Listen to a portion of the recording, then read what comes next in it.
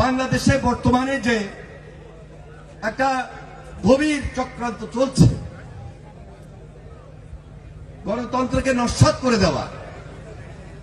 ভোটের অধিকারটা যেন প্রতিষ্ঠিত না হতে পারে, এই যে চক্রান্ত, এই যে ষড়যন্ত্র, এই যে বিএনপির বিরুদ্ধে অপপ্রচার, সবকিছু মিলে তার মোকাবেলা করার জন্য আমি মনে করি সবচেয়ে উত্তম জায়গা হলো, বলিষ্ঠ কথার স্থান হলো এই সাবেক এবং বর্তমান জাতীয়তাবাদী ছাত্র দলের সকল পর্যায়ের নেতৃবৃন্দ। আমরা সচেতন আছি, আমরা সতর্ক থাকব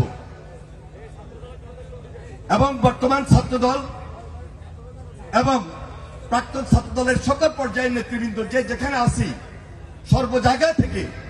বলিষ্ঠ ভূমিকা এমন ভাবে পালন করব যেন আমাদের লক্ষ্য যেটি ছিল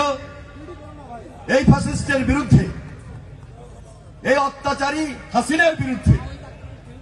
আমাদের টার্গেট সুন্দর বাংলাদেশ গড়ে তোলা, আমরা সেখানে বলিষ্ঠ ভূমিকা পালন করার ক্ষেত্রে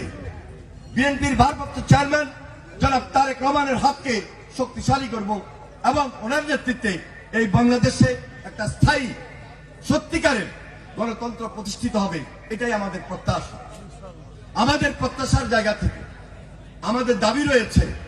বর্তমান যে অন্তর্বর্তীকালীন সরকার খুব সহসায়, খুব শীঘ্রই এদেশে একটা সাধারণ নির্বাচনের ব্যবস্থা গ্রহণ করবেন, যেখানে জনগণের সরকার প্রতিষ্ঠিত হবে। বিএনপির ভারপ্রাপ্ত চেয়ারম্যান জনাব তারেক রহমান 31 দফা ঘোষণা করেছেন। এই 31 দফা হঠাৎ করে আসে নাই, 2-1 মাসের মধ্যে আসে নাই। বিগত 3 থেকে 4 বছর সর্বপ্রথম 27 দফা এবং পরবর্তীতে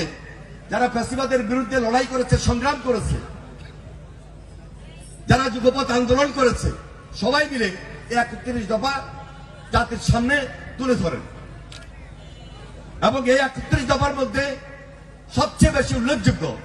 যেটি তারেক রহমান বলেছেন বারবার, যে আমরা যদি নির্বাচিত হই, আমরা যদি সেই জনগণের সরকার হিসাবে সুযোগটা পাই, জনগণ যদি আমাদেরকে ম্যান্ডেট দেয়, তাহলে আমরা সবাইকে নিয়ে জাতীয় ঐক্যমত্যের সরকার গঠন করব। তাহলে আমাদের টার্গেটে পৌঁছার জন্য সবার ঐক্য খুব বেশি প্রয়োজন। যে ঐক্য হতে হবে সুদৃঢ়, যে ঐক্য হতে হবে ইস্পাত কঠিন দৃঢ় ঐক্যের মধ্য দিয়ে। তাই আগামী দিনে আমরা যারা